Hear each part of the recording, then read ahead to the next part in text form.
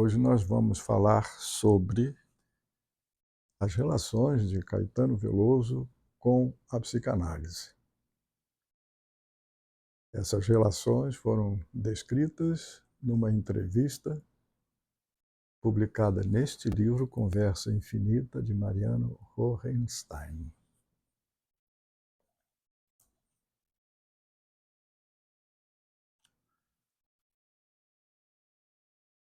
Primeiro, esse título, né? Caetano Veloso, o homem que sonhou a psicanálise. Há uma apresentação em que Hohenstein, um psicanalista argentino, afirma esse traço marcante da figura de Caetano.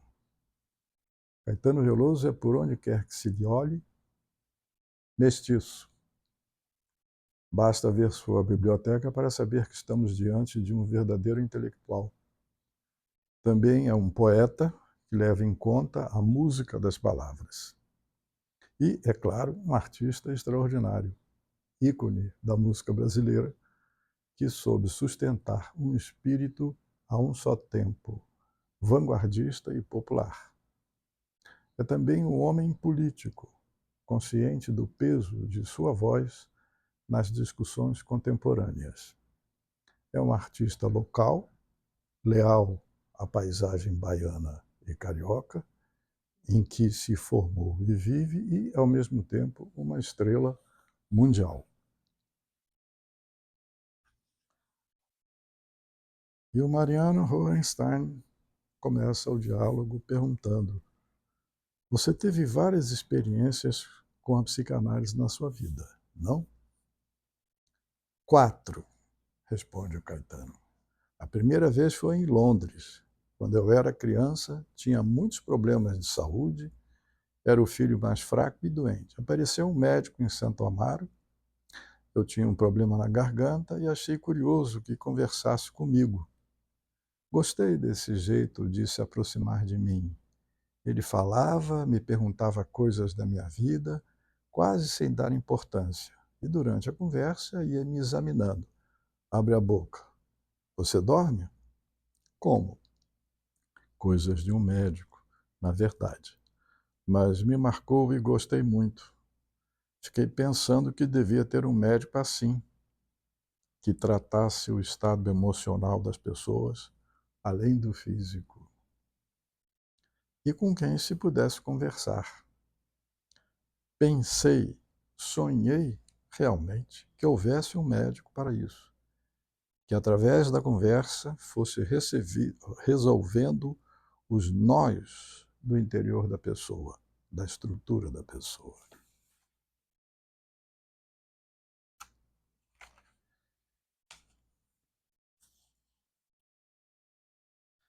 Ele afirma, em seguida, que ficou fascinado na adolescência ao descobrir Freud, que falava direto da minha experiência pessoal com o sexo e colocava o sexo no lugar primordial. Sim, concorda o entrevistador. Aí tem um ponto de sintonia com Freud. Acho que nisso ele teve uma intuição bastante profunda, respondeu Caetano. E, de fato, o sexo é a maior das suas inquietudes. Eu sempre tive muitos questionamentos na cabeça, angústias, medos. Era um jovem hipocondríaco. Você cresceu cercado de mulheres. Sim, a casa estava cheia de mulheres. E depois, meus pais tiveram uma primeira filha, mulher, uma segunda também mulher, e por fim um menino, meu irmão, Rodrigo. Depois dele chegaram Roberto, depois eu e por último Betânia.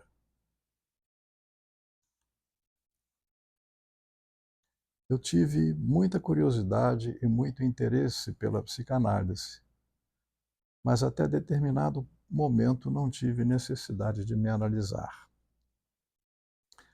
E esse determinado momento aconteceu quando? Em 1968, o golpe militar aconteceu em 64. Larguei a faculdade porque o ambiente tinha ficado sórdido. Vários professores foram detidos e alguns alunos desapareceram.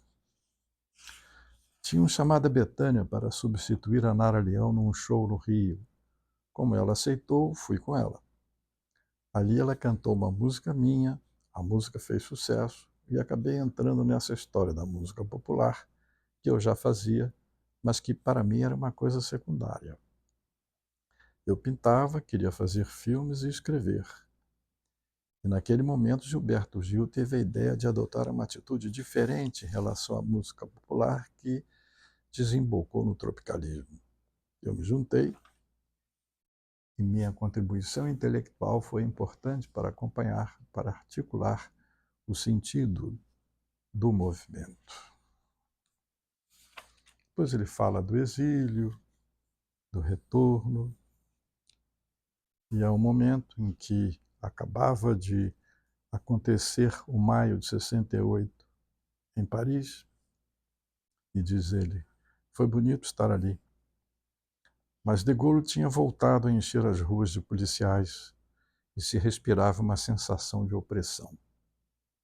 O mais sensato era ir para Londres, onde havia paz, música. Era música o que mais me interessava, e não havia policiais prendendo ninguém.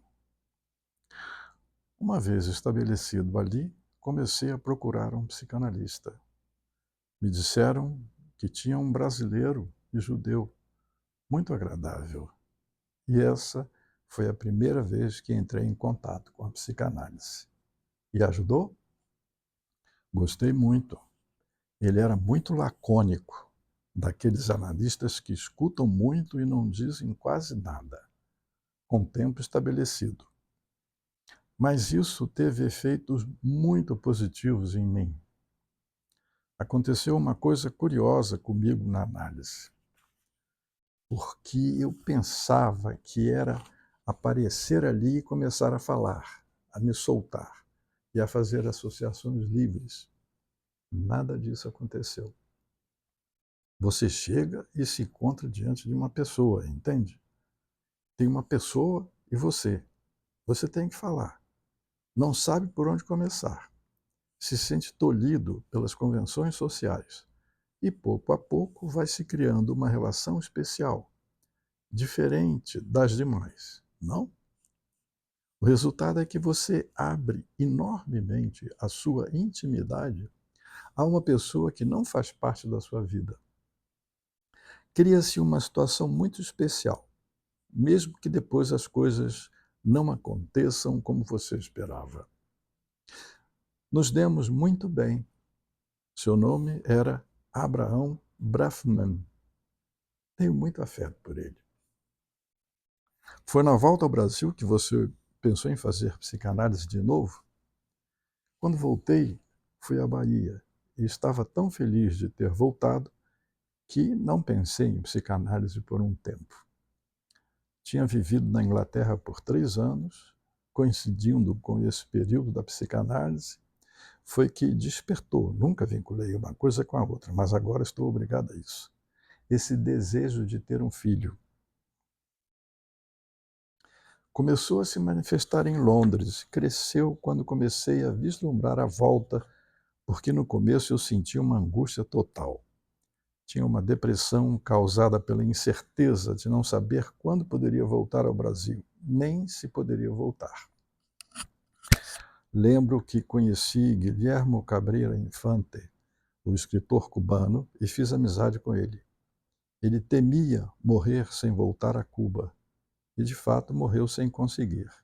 Para mim, isso era insuportável.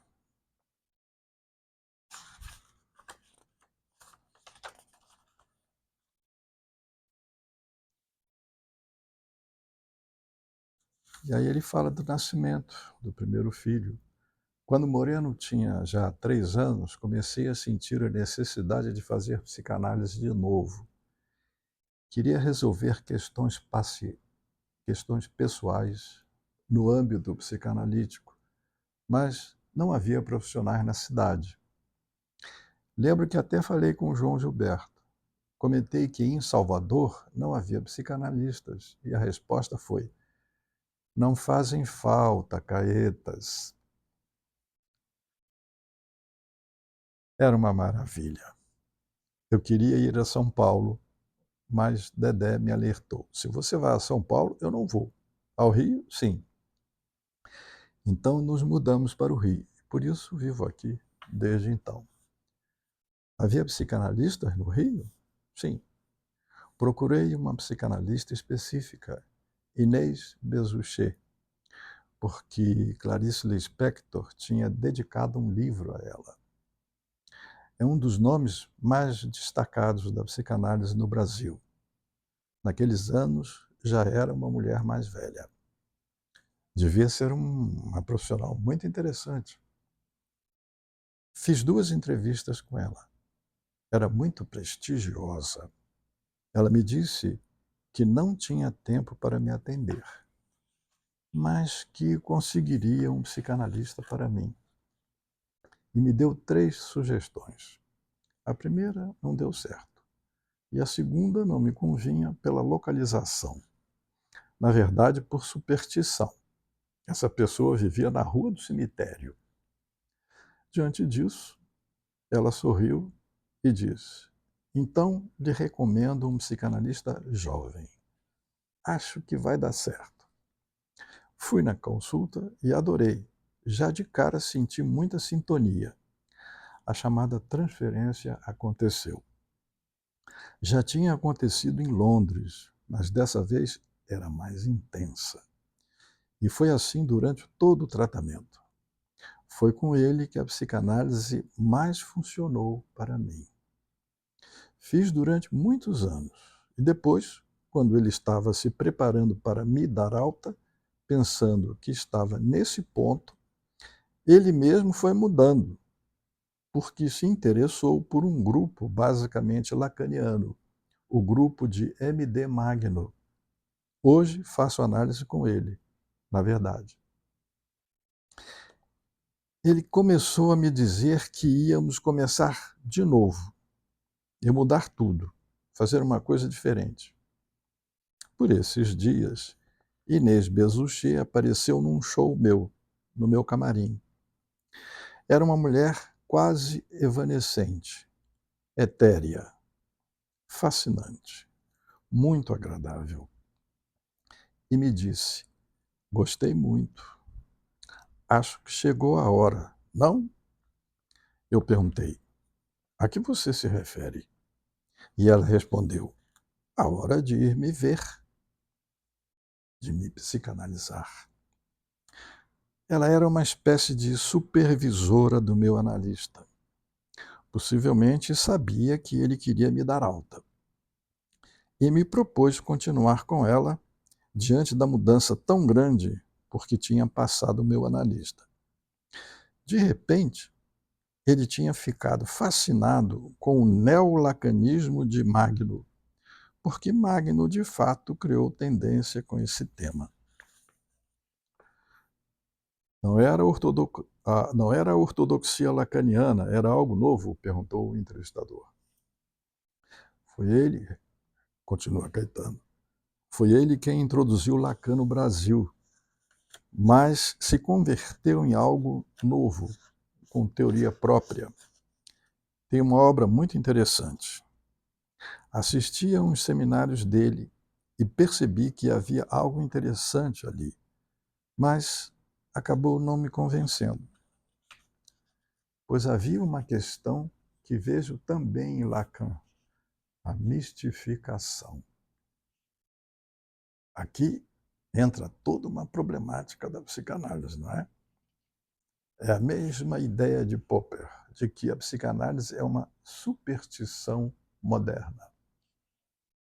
Bom, mas um dos seus analistas defendia a superstição, não? Acima da religião, pergunta o entrevistador. E Caetano responde: sim, aquele de que eu gostava muito.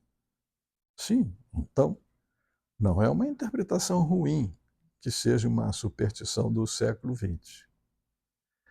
Isso não necessariamente é uma interpretação ruim, porque o analista me dizia isso.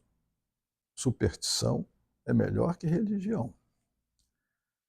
Foram 4 análises, então, depois de Abraham Brafman, Rubens Molina, eu decidi aceitar a proposta dela e contei ao meu analista. Ele disse: muito bem, Inês é maravilhosa, vá vê-la. E continuei indo nos 2. Ao mesmo tempo? Sim, simultaneamente, durante uma temporada. E contava tanto a uma quanto ao outro o que acontecia, como eu estava me sentindo. A grande artista brasileira Lígia Clark afirmava que a arte não só devia sair do quadro, mas também começar a ser vivida tanto pelo autor quanto pelo espectador. Ela é pioneira nisso e considerou que sua arte se equiparava a uma terapia.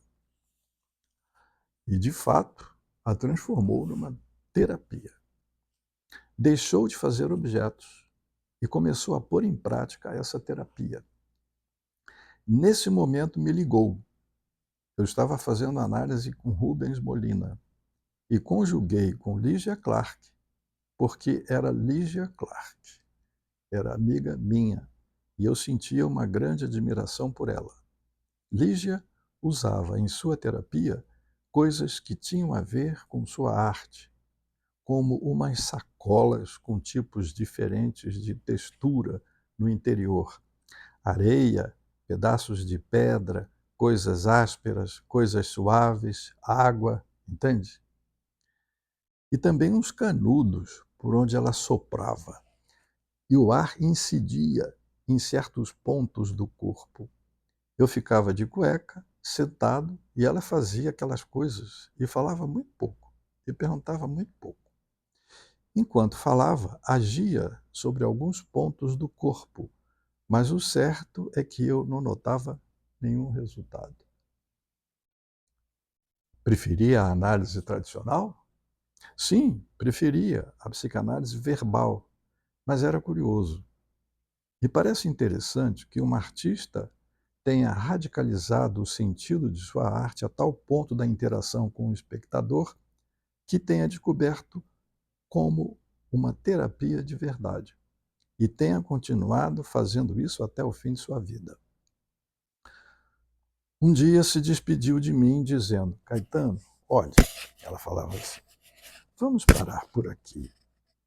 Você não está respondendo. Foi bom, continuamos sendo amigos, não nos víamos muito, mas ela gostava bastante de mim e eu a respeitava enormemente.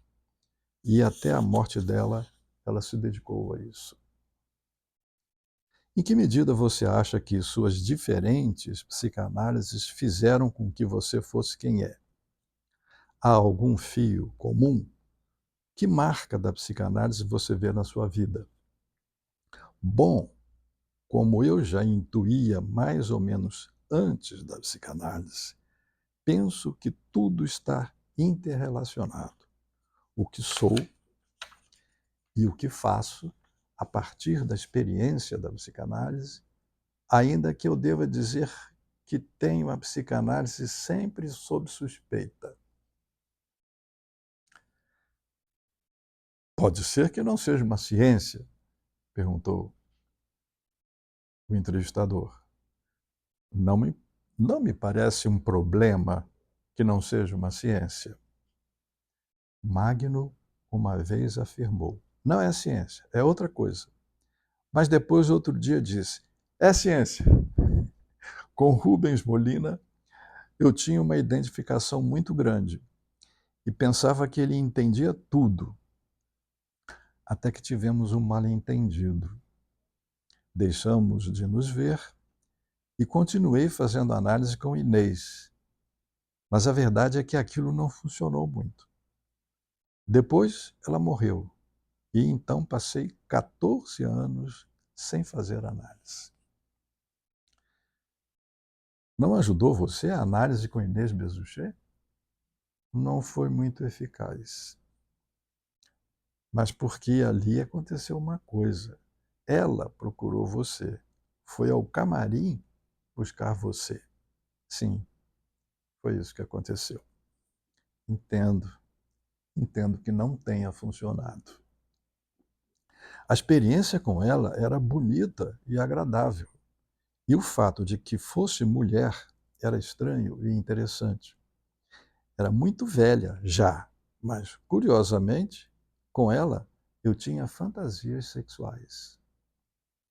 Não diria que me considere ou me sinta uma pessoa definitivamente heterossexual, mas com os homens com que fiz e faço análise, nunca tive nenhuma fantasia sexual.